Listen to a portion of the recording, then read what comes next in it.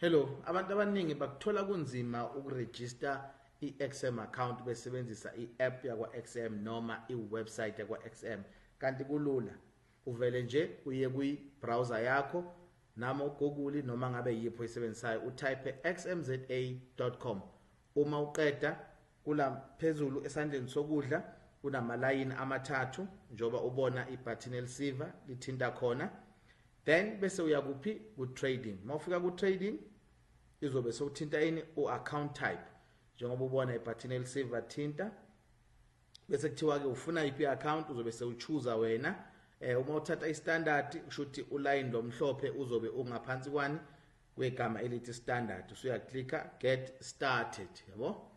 Mawuthi ke get started uzokwenza njani ke uyalinda ipage livule liqede. Okay, bese uzofaka i-email address yakho ufaki uzoselect i-country yakho yalama details ozowafaka afunekayo.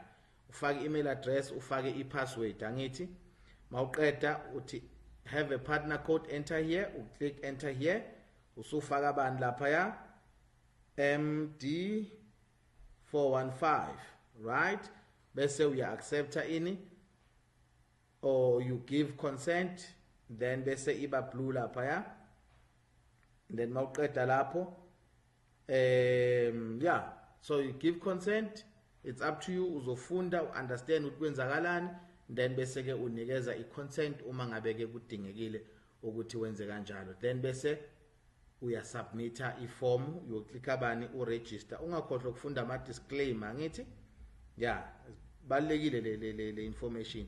So klikha uregister, uyahamba ke usuya landela ini ama instructions.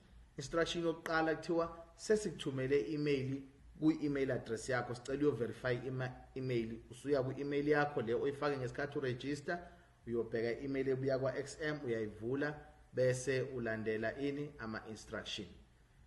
Uma ngabe sekufika la kuthiwa kufunekala khona i-TIN number, uzosho ukuthi wena ungwase South Africa, i-TIN number awuyidingi yabo, bese uyasho ukuthi izwe ohlala kulona alidingi ukuthi ufake i-TIN number.